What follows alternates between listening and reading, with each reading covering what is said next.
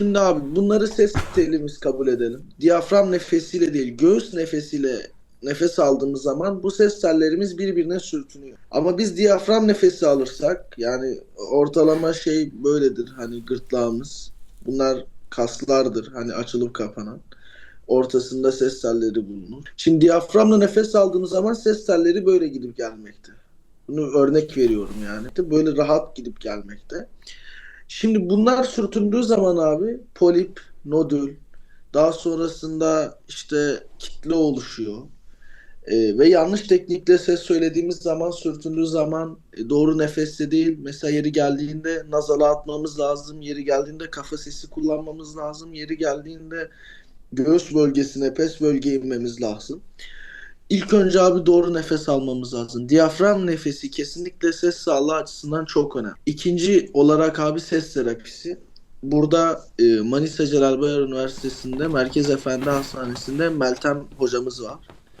Şimdi o Doktor Vox denilen İlter Denizoğlu'nun bulduğu bir yöntem var abi. Onu da kesinlikle buradan İlter Denizoğlu'nun röportaj videosunu izlemelerini tavsiye ediyorum. Benim çok yakın bir arkadaşım ses sorunu yaşadı ve ses ameliyatı olmak zorunda kaldı. Nodül kaynaklı. Ve kızın ses rengi değişti ses ameliyatı olduktan sonra. O yüzden o kadar çok ses sağlığımıza dikkat etmeliyiz ki abi. Kesinlikle hani tabii biz de yapıyoruz, biz de yiyoruz. Asitli yiyecekler, asitli içecekler kesinlikle sese en çok zarar veren şey. Sigara. Bizim o çalarken abi, mekanlarda çalarken soluduğumuz sigara dumanı bile bize çok zarar. Ses terapisi Doktor Vox. Şöyle onun aletleri var. Plastik bir hortumu var. Bir şişe var. Onu zaten nasıl yapılacağı videolarda var abi. Kesinlikle faydalı bir şey. Yaşayıp yani sesindeki nodülün tedavi olduğu, yalancı ses telleri olan insanların tedavi olduğu bir uygulamadır Doktor Vox. Onu düzenli olarak üflüyorsun abi. Nasıl ki antrenman yapmadan spor yapamazsın değil mi? Önce bir kardiyo yapman gerekir. Hı hı. Veya vücudunu ısındırman gerekir. Ses de öyle abi. Sesimizi ısıtmadan şarkı söylemememiz lazım.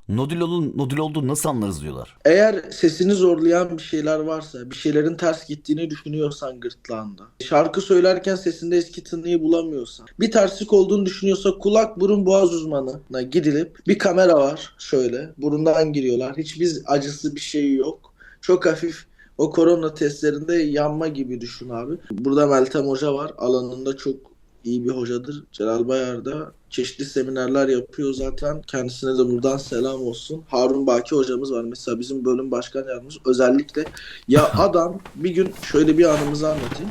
Piyanodan işte ses eğitimi dersi. Abi kızın birinde bir tane terslik fark etti sesinde. Bak dersteyiz.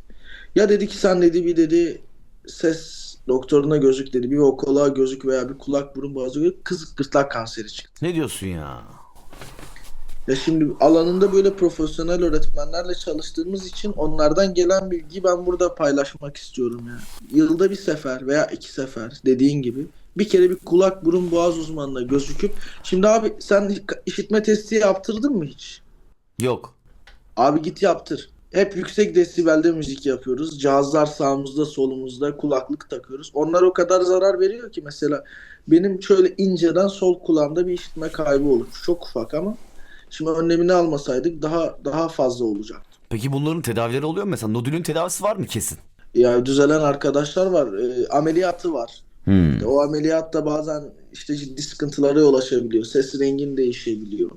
Bak demişler ki peki ses kısıklığı da bu nodülün belirtisi midir demiş ses Tabii kısıklığı. ki. Tabii ki. Özellikle mesela bir iki şarkı söylüyorsan ve sesinde bir şeyler ters gitmeye başlıyorsa, sesini açmışsan. Kesinlikle. Ya mesela şöyle hocalar var. Sen diyor buradan da söylersin. Hadi zorla diyor. Çık diyor. Çıkabilirsin diyor. Ciddi hasarlar bırakıyor öğrenci üstünde. Veya mesela genelde yeni gitar çalmaya başlayan arkadaşlarımız la minörden çalar ya hani kolay basit akorlardır Hı hani. hı. Kız veya çocuk oradan mecbur söylemek zorunda kalıyor ve sesine zarar veriyor aslında farkında olmadan. Bu soru Gültekin ve Melih abiye gelsin. Peki bu nodülün varlığından haberdar değiliz mesela. Sesimizde nodül var ama haberdar değiliz diyor.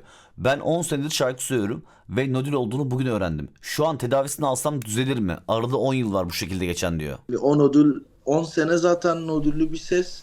Muhtemelen o nodül o teknikte söylemeye başladığından sonra polipe dönüşebilir. Hmm. Yani ben tıpçı değilim bilmiyorum o tıp şeyine giriyor ama düzelmeyecek bir şey de yoktur diye düşünüyorum yani. Çok ciddi hasarlar vermemişse sesine, ses tellerine. Burada herkesin, özellikle yayındakilerin gidip bir kulak burun boğaz uzmanına ya da varsa şeylerinde bir vokala görülmesini istiyorum yani.